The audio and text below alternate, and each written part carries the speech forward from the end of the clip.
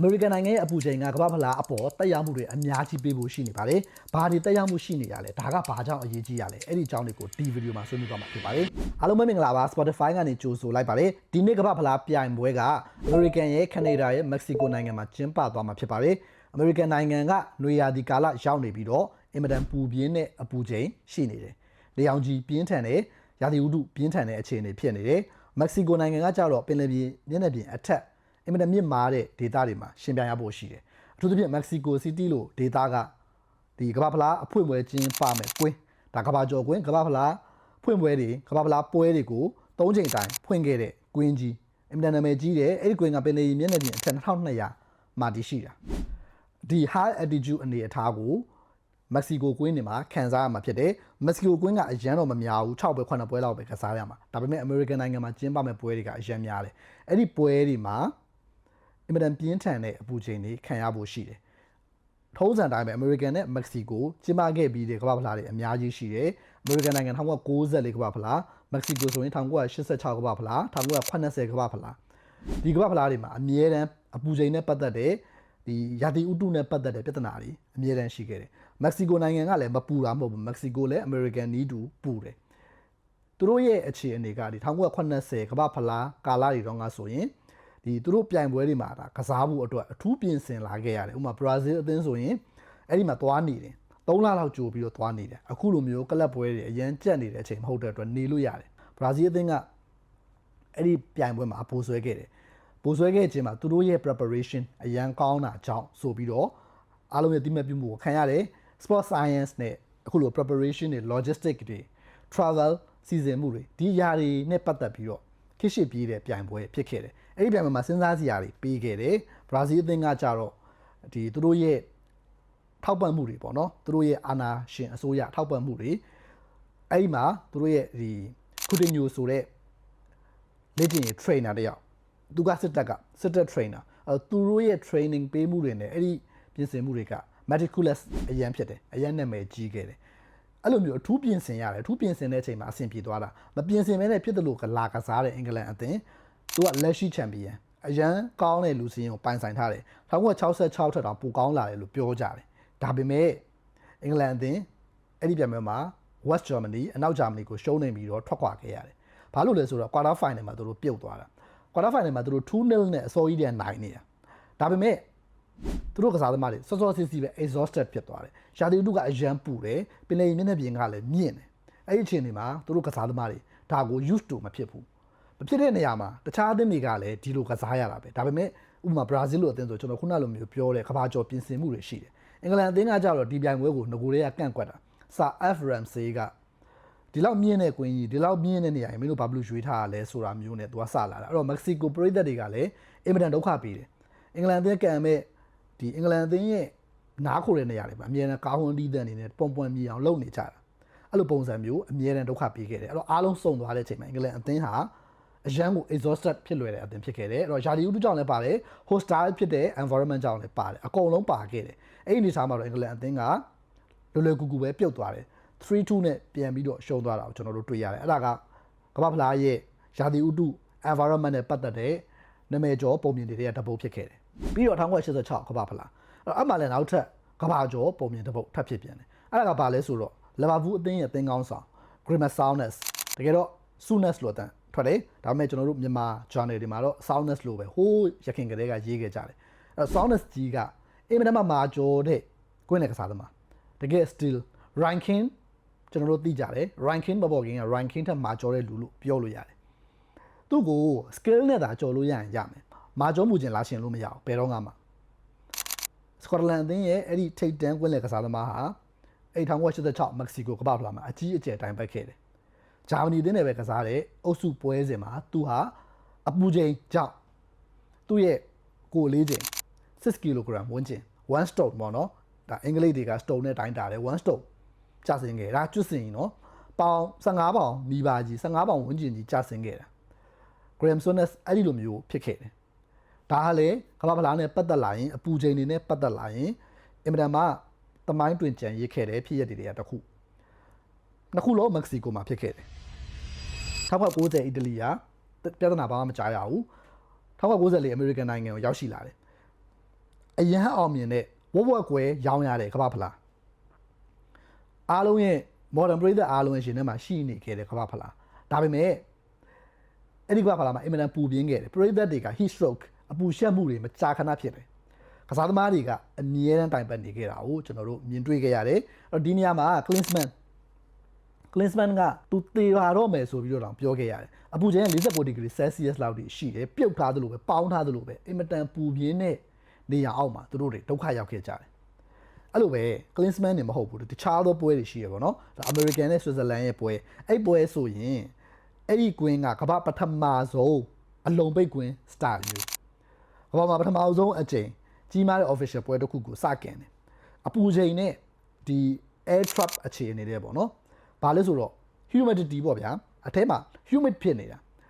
ဆိုတိုင်းစားရင်လည်းအပူချိန်နဲ့ပေါင်းမလို့ကွင်းကပေါင်းထားသလိုဖြစ်နေအဲ့တော့ဘာဖြစ်သွားလဲဆိုတော့ artificial sauna လို့ဖြစ်နေတာ humidity က40ရှိရလို့ကျွန်တော်တို့သိရတယ်အပူချိန်ကလည်းအရန်ကိုမြင့်မာခဲ့တယ်ပေါ့နော်40 degree Celsius ဝန်းကျင်ပဲဒါအရန်မြင့်မာတယ်အဲ့ဒါတွေအကုန်လုံးပေါင်းလိုက်တဲ့အခါမှာပေါင်းဦးကြီးထဲမှာကစားခဲ့ရတယ်လို့ဖြစ်တယ်ဆိုပြီးတော့အဲ့ဒီပွဲမှာကစားခဲ့တဲ့ player တွေကနောက်ပိုင်းမှာသူတို့ကစားမှုတဲ့ပွဲတွေမှာဒါကအဆိုးရွားဆုံးပွဲပဲအဲ့လိုမျိုးပြန်ပြောပြကြတယ်အဲ့တော့တော်တော်လေးကိုဒါဆိုးရွားလွန်းတယ်ပေါ့နော်အဲ့လိုပဲ Netherlands အသင်းရဲ့ပွဲစဉ်တစ်ပွဲမှာလည်းအဲ့ဒီကာလတွေမှာကစားခဲ့ဘူးတဲ့အထက်မှာအပူချိန်အမြင့်ဆုံးပွဲကိုကစားခဲ့ရတယ်ဒါ American အဲ့တော့ American မှာကဘာကျော်ဖြစ်ရ3ခုရှိခဲ့ Klinsmann ဖြစ်ရ American နဲ့ Switzerland အသင်းရဲ့ဖြစ်ရ Netherlands အသင်းရဲ့ဖြစ်ရအပူချိန်နဲ့သက်ဆိုင်တယ်အပူချိန်နဲ့သက်ဆိုင်ပြီးတော့အပူချိန်နဲ့ပတ်သက်တဲ့ record တွေဖြစ်ခဲ့တဲ့ကမ္ဘာဖလားအဲ့တော့ Mexico 2ကြိမ် American 1ကြိမ်အဲ့တော့လာပြီးအခု2026ကမ္ဘာဖလားဟာအဲ့ဒီနိုင်ငံတွေပဲပြန်ပြီးတော့ host လုပ်မှာဖြစ်တယ်ကမ္ဘာကြီးကပို့ပြီးတော့ပူနွေးလာတယ်အဲ့ဒီကာလထက်အခုအများကြီးပူနွေးလာပြီဒါကြောင့်မလို့ပညာရှင်တွေရဲ့သတိပေးမှုတွေတောက်လျှောက်လာနေတယ်ဒါကပြောမယ်ဆိုရင်ဗျာ1994ကမ္ဘာဖလားကဘောလုံး governing body FIFA ရဲ့ဘောလုံးပေါ်ရှုမြင်ပုံကိုသူ့ရဲ့စီးမြင်းတွေကိုပြောင်းလဲစေခဲ့တယ်အဲ့ဒီကာလကအဲ့ဒီအင်ကြီးပေါ့ကျွန်တော် jersey technology တွေပြောင်းခဲ့ရတယ်ဘာလို့လဲဆိုတော့အဲ့ဒီအရင်သုံးခဲ့တဲ့ technology ကချွေးတွေကိုစုပ်ပြီးတော့အင်ကြီးကိုပိုလေးစေတိုင်အရန်ပတ်တယ်အဲ့ဒီအပူချိန်နဲ့အဆင်မပြေဘူးအဲ့တော့အပူချိန်နဲ့သဟဇာတာဖြစ်ပြီးတော့ technology မြင့်တဲ့အရာတွေကိုထုတ်လုပ်ဖို့အတွက်စီးမြင့်တွေချလာတယ်အဲ့တော့ Nike နဲ့ Adidas တို့ပို့ပြီးတော့လမ်းတွေပွင့်လာကြတယ်အဲ့လိုပဲအဲ့ဒီမတိုင်ခင်တော့ကပထမပိုင်းမတိုင်ခင်အထိကိုလုံးဝရေတောက်ခွင့်မရှိဘူးဒါပေမဲ့အဲ့ဒီကဖလားရဲ့ဆိုးရလွန်းတဲ့အခြေအနေတွေကရေတောက်ခွင့်ကိုစတင်ပြီးတော့ပေးခဲ့ရတယ်အဲ့ဒီကနေစပြီးတော့ကျွန်တော်တို့ရေတောက်လာကြရတယ်ပေါ့နော်အဲ့တော့ဒီလိုမျိုးကိုကြီးမားလွန်းတဲ့အပြောင်းအလဲတွေကိုအဲ့ဒီကမ္ဘာဖလားတွေကဖန်တီးပေးခဲ့တာအခုရောက်ရှိလာခဲ့ပြီ2026ကမ္ဘာဖလားနှစ်ပေါင်းကိုမှ30ကာလကြာခဲ့ပြီပေါ့နော်ဒီအခြေအနေမှာပို့ပြီးတော့ပူလာတယ်ပို့ပြီးတော့ measure တွေတိုင်းတာရမယ့်အခြေအနေတွေပို့ပြီးတော့များပြားလာတယ်ဒီကမ္ဘာဖလားမတိုင်ခင်ဒီကမ္ဘာဖလားနဲ့ပတ်သက်ရင်သူတို့ထုတ်ပြန်ထားတဲ့ caution တွေအများကြီးရှိတယ်ပေါ့နော်အဲ့ဒါမတိုင်ခင်မှာကျွန်တော်တို့ကြည့်စရာ case တစ်ခုရှိတယ်အဲ့ဒါကဘာလဲဆိုတော့2025မှာကျင်းပခဲ့တဲ့ကလပ်ကမ္ဘာဖလား Chelsea တင်းပို့ဆွဲသွားတယ်အဲ့ဒီမှာအခုလိုပဲ American နိုင်ငံမှာကျင်းပခဲ့တယ်အင်မတန်ပူပြင်းတဲ့ရာသီဥတုနဲ့ကြုံတွေ့ခဲ့ရတယ်နေရာတွေအများကြီးမှာလိုက်ကန်ရတဲ့ပြဿနာတွေရှိခဲ့တယ်ပူတာမှဒီပွဲရဲ့ 50% လောက်ကဒီပူခဲ့တယ်ဆိုပြီးတော့ကျွန်တော်တို့ record တွေအဲဒီသိပ္ပံနည်းကျ study လုပ်တဲ့အဖွဲ့တွေရှိတယ်သူတို့ကအဲ့လိုမျိုးမှတ်တမ်းတင်ခဲ့ကြတယ်အင်မတန်ကိုပူတယ်ပူပြီးတော့ဒီပူတယ်ဆိုတဲ့နေရာမှာကျွန်တော်တို့ကဒီအပူချိန်တိုင်းတာမှုစနစ်လေးပေါ့နော်အဲ့တော့ကျွန်တော်ဘယ်လိုမျိုးတိုင်းတာလဲဆိုတော့ကျွန်တော်တို့အခန်းထဲက thermometer ကိုကြည့်မယ်ဆိုရင် thermometer က room temperature ဒါပေမဲ့အဲ့ဒါကကွင်းထဲက temperature ကအဲ့လိုမျိုးတိုင်းတာတာမဟုတ်ဘူးအဲ့တော့ကွင်းထဲက temperature ကိုတိုင်းတာဖို့အတွက် thermometer 3မျိုးအသုံးပြုကြတယ်ပေါ့နော်အဲ့တော့ဘာကိုတိုင်းတာလဲဆိုတော့အပူချိန်လေထုအပူချိန်တိုင်းတာတယ်လေထုဆိုတိုင်းစာတိုင်းတာမယ်လေတိုင်းနှုန်းတိုင်းတာမယ်ပြီးတော့ direct sunlight ရဲ့ပြင်းအားပေါ့နော်နေရောင်ခြည်နေရောင်ကျမှုရဲ့စူအားပြင်းအားအပူချိန်အဲ့ဒီအရာတွေကိုလည်းတိုင်းတာတယ်အဲ့ဒါတွေအကုန်လုံးကိုဒါပေါင်းလိုက်ပြီးတော့မှဒီအပူချိန်ကိုဒါထုတ်တယ်ပေါ့နော်အဲ့ဒါကိုဘာခေါ်လဲဆိုတော့ wet bulb globe temperature လို့ခေါ်တယ်အတူကောင်းအနေနဲ့ဆိုရင်တော့ WBGT ပေါ့နော်ဒီအရာကအရင်အရေးကြီးတယ်လက်ရှိကမ္ဘာဖလားမှာအဲ့ဒီအရာကို32 degree Celsius သတ်မှတ်ထားတယ်အဲ့ဒါကအရေးကြီးတဲ့စိတ်မြင်းပေါ့နော်အဲ့ဒါကိုကြော်ရင်ပွဲကိုနားရမယ်ဆိုတဲ့ပုံစံမျိုးသတ်မှတ်ထားတယ် ပုံမှန်အပြင်စီးမြင်ရအဲ့အရာ32 degree Celsius ကိုကျော်လာပြီဆိုရင်ဘာလုပ်လဲဆိုတော့ပွဲကို break လုပ်တယ်ရေ break လုပ်ရတယ်ပေါ့နော်ပြီးတော့အခုအချိန်တွေမှာကြတော့ရေ break ကို free ပေးတယ်ပွဲတိုင်းကိုရေ break ပေးရမယ်ဒီ3မိနစ်နားတဲ့ဟာကိုပထမပိုင်းတစ်ခါဒုတိယပိုင်းတစ်ခါအဲ့လိုမျိုးတောက်လျှောက်ပေးသွားမယ်ပြီးတော့အဲ့ဒါတွေမဟုတ်ဘူးအဲ့ဒါနဲ့မလုံလောက်ဘူးဆိုပြီးတော့ဒီဘက်ကပညာရှင်တွေကစိုးရိမ်ကြတယ်တကယ်ကစားသမားတယောက်တည်သွားနိုင်တယ်သို့မဟုတ်အကြီးကျယ်ထိခိုက်သွားနိုင်တဲ့ WBGT က WBGT ပေါ့နော် WBGT ကဘာလဲဆိုတော့28 degree Celsius fever အနေနဲ့32 degree Celsius ကိုမသတ်မှတ်သင့်ဘူး28 degree Celsius မှာသတ်မှတ်သင့်တယ်ဆိုပြီးသူတို့ကအကြံပြုကြတယ်ပြီးခဲ့တဲ့ကလပ်ကမ္ဘာဖလားမှာအဲ့ဒီ28 degree Celsius ကိုကျော်လွန်ခဲ့တဲ့ပွဲတွေကအရန်ကိုများခဲ့တယ်ပွဲ20ကျော်တယ်ပြောမယ်ဆိုရင်a quarter of all matches ပေါ့နော်၄ပုံတစ်ပုံကအဲ့ဒီ28 degree Celsius ကိုကျော်လွန်ခဲ့တယ်အဲ့ဒါကကစားသမားတစ်ယောက်ကိုထိခိုက်နိုင်တဲ့အခြေအနေထိခိုက်နိုင်တယ်ဆိုတာသူတို့ရဲ့ကြွက်သားတွေပို့ပြီးတော့ fatigue ဖြစ်လာမယ်သူ့ရဲ့ဒီအုံနောက်ကဆုံးဖြတ်ချက်တွေမှားယွင်းလာမယ်အုံနောက်နဲ့ခြေထောက်နဲ့အားလုံးကအဲ့လိုမျိုးချိတ်ဆက်ထားတာဖြစ်တယ်အုံနောက်ရဲ့စေခိုင်းမှုသွားနေရတယ်အဲ့ဒီဟာတွေအကုန်လုံးအဲ့ဒီ function တွေအကုန်လုံးဒုက္ခရောက်တယ်အပူချိန်ကဘယ်လောက်ထိတက်ရောက်မှုကြီးသလဲဆိုတာပြောတာအဲ့တော့ချွေးပိုထွက်တာတွေပြီးရင်ချွေးက evaporate ကိုမဖြစ်နိုင်တော့ဘူးအဲ့ဒီခုန degree Celsius တွေမှာအဲ့တော့ fever ရဲ့32 degree Celsius ကမင်းအရင်မြင့်လုံးတယ်အဲ့လောက်မဟုတ်ဘူးတကယ်က28ပါမင်းတို့ဒီဟာကိုအရေးကြီးတဲ့စီမီယံဖြစ်အရေးကြီးတဲ့ line ဖြစ်ထားရမှာ32ကအရင်မြင့်နေတယ်ဆိုပြီးတော့ဒါအကြံပေးကြတယ်ပေါ့နော်ဒါပေမဲ့ fever ကတော့32လို့ပဲလက်ရှိချိန်မှာဆက်ပြီးတော့ထားရတယ်လို့ကျွန်တော်တို့တွေ့ရပါတယ်အဲ့တော့အဲ့ဒီအခြေအနေမှာပြီးခဲ့တဲ့ကလပ်ကမ္ဘာဖလားတော့မှာဆိုရင်ဂျိုဗန်နက်စ်ကစားသမား10ယောက်ကလူလဲဖို့အတွက်တောင်းဆိုခဲ့ကြတယ်ရီယယ်မက်ဒရစ်နဲ့ပွဲမှာပွဲတော်တော်များများ PSG တို့ Chelsea တို့တကယ် high pressing အသင်းတွေအဲ့ဒီအသင်းတွေရဲ့ distance cover တွေထိုးကျသွားတယ်အဲ့ဒီအသင်းရဲ့ knee view ဟာတွေပြောင်းလဲသွားတယ်အပူချိန်ကအဲ့လောက်ထိတက်ရောက်မှုရှိတယ်ဒီကမ္ဘာဖလားမှာလည်းဒါ tactical သူတို့ပြင် Thomas Tuchel တို့ပြီးတော့ဒီ Marcelo Bielsa တို့ဒီနီးပြတွေပြီးတော့ဒီ Austria အသင်းရဲ့ Ralf Rangnick တို့ high pressing တွေပြီးတော့ Germany အသင်း Nagelsmann တို့အဲ့ high pressing တွေကအများကြီးပြင်စဉ်းစားလာရတော့မှာပြန်လဲစဉ်းစားထားကြလိမ့်မယ်သူတို့အများကြီးပြင်ဆင်နေအင်္ဂလန်အသင်းဆိုရင်အဲ့ဒါနဲ့ပတ်သက်ပြီးတော့အထူးပြင်ဆင်နေတယ်လို့ကျွန်တော်တို့သိထားရတယ်အပူချိန်နဲ့လိုက်ပြီးတော့ကျွန်တော်တို့ကကစားဟန်တွေကိုပါပြောင်းလဲရဖို့လို့အဲ့ဒီအပူချိန်ကကစားသမားတွေရဲ့ physical ကိုပြီးတော့ physical တွေမဟုတ်ဘူး mental ကိုပြီးတော့သူတို့ရဲ့အုံနောက်စွမ်းဆောင်ရည်တွေကိုတောက်လျှောက်တက်ရောက်မှုတွေရှိလာတော့မှာဒါကြောင့်မလို့ဒီ American နိုင်ငံရဲ့အပူချိန်ကကျွန်တော်စကားတွေအများကြီးထည့်ပြောနေရတာဖြစ်တယ်အဲ့တော့အခုနစံနှုန်းကိုကြော်လုံးမဲ့ပွဲတွေကလက်ရှိအချိန်မှာသတ်မှတ်ထားတာအရင်များနေတယ်ဒီကမ္ဘာဖလားမှာလည်းဒီ25%ပေါ့နော်စုစုပေါင်းပွဲ25%ဟာအဲ့ဒီပမာဏကိုကျော်လွန်မယ်လို့သိရတယ်အဲ့တော့ဟုတ်ပြီအမေရိကန်နိုင်ငံအရန်ချမ်းသာတာပဲဒီကာတာနိုင်ငံလိုမျိုးအဲကွန်းတွေလွတ်ထားတဲ့ကွင်းတွေမရှိဘူးလားဆိုရင်ရှိတယ်အနည်းငယ်ပဲရှိပါတယ်17ပွဲကစားရမယ်17ကွင်းမှာကစားမယ်အခြေအနေအဲ့ဒီ17ကွင်းမှာ3ကွင်းကပဲအဲကွန်းရှိတာဖြစ်ပါတယ်အဲ့တော့ကျန်တဲ့10ကွင်းမှာမရှိပါဘူးအဲ့တော့မရှိတဲ့အခြေအနေမှာကစားရမယ်အင်မတန်ခက်ခဲတဲ့အခြေအနေတွေကြုံတွေ့ရဖို့ရှိတယ်ပြီးတော့နိုင်ငံတကာရုပ်သံအနေထားအရာပွဲတွေကိုအမေရိကန်နိုင်ငံနဲ့တကမ္ဘာလုံးနဲ့အခြေအနေကိုတိုက်ပြီးတော့ရုပ်သံလွှင့်မဲ့အခြေအနေကိုတိုက်ပြီးတော့စီစဉ်ရတာဖြစ်တဲ့အတွက်အထူးသဖြင့်ဥရောပအဲ့ဒါနဲ့တိုက်ကြရတာဖြစ်တဲ့အတွက်အခြေအနေကိုကိုယ့်လိုကားရတွေကစားရပါတယ်အဲ့တော့ဘာဖြစ်သွားလဲဆိုတော့အမေရိကန်နိုင်ငံရဲ့နေ့လယ်ကောင်ကြီး12နာရီ1နာရီ3နာရီ5နာရီအဲ့လိုအခြေအနေမှာကစားရတာဖြစ်သွားတယ်အဲ့တော့12နာရီကနေ3နာရီ4နာရီအတွင်းကစားရတဲ့ပွဲတွေကအလွန်အမင်းပူပြင်းတဲ့တန်ကိုခံစားရမှာဖြစ်တယ်အရန်အနေရရှိနေတဲ့ပွဲတွေအဖြစ်သတ်မှတ်ထားတယ်ပေါ့နော်အဲ့တော့အဲ့မှာဘာဖြစ်လဲဆိုတော့နယူးယောက်ကကွင်းကမ္ဘာဖလား final ကစားမယ့်ကွင်းမှာပါတယ်9ပွဲကအင်မတန်အနေရရှိတဲ့အခြေအနေဖြစ်သတ်မှတ်ခြင်းခံထားရပြီးတော့အဲ့ဒီ9ပွဲထဲမှာကမ္ဘာဖလား final ပါပါတယ်ဒါကကြောက်ဖို့ကောင်းတဲ့နောက်ထပ် data တွေဖြစ်နေတယ်ပေါ့နော်အဲ့တော့လက်ရှိအခြေအနေမှာအသင်းတွေက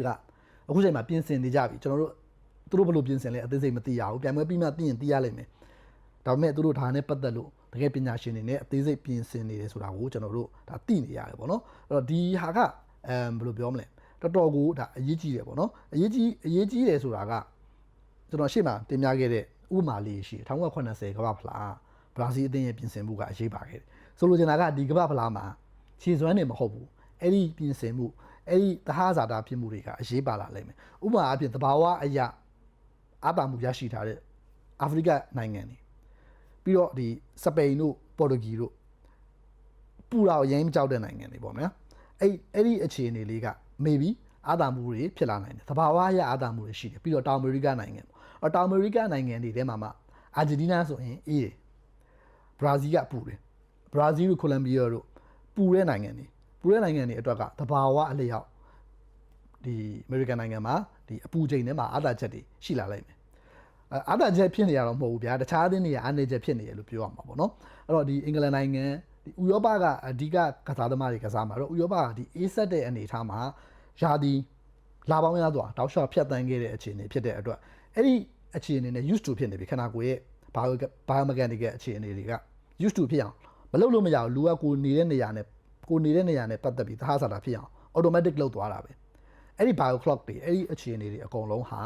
ဒီကမ္ဘာဗလားမှာရုပ်ချင်းပြောင်းအောင်ပါအဲ့ဒီအခက်အခဲကဒီ nutritionist တွေအသင်းရဲ့ဆရာဝန်တွေအသင်းရဲ့ scientist တွေအတွက်လည်းအရေးကြီးတဲ့စိန်ခေါ်မှုဖြစ်လာလိမ့်မယ်ကျွန်တော်တို့သူတို့နာမည်တွေသိရမှာမဟုတ်ဘူးဒါပေမဲ့သူတို့ရဲ့ပါဝင်တက်ရောက်မှုကအရန်ကိုအရေးကြီးလာလိမ့်မယ်အဲ့တော့ဒီကမ္ဘာဗလားကဒါကြောင့်မလို့ပညာရှင်တွေရဲ့တောက်လျှောက်ပြောဆိုနေခြင်းဒီသတိပေးနေခြင်းကိုခံနေရတယ်ကျွန်တော်တို့မကြားဘူးတဲ့ case တွေဖြစ်ကောင်းဖြစ်လာနိုင်တယ်ဘာဖြစ်လို့လဲဆိုတော့1994ကမ္ဘာဗလားထက်အခုကနှစ်ပေါင်း30ကျော်အကြာမှာအများကြီးပိုပူလာပြီဖြစ်လို့လက်ရှိကမ္ဘာက environmental crisis အနေအထားတွေ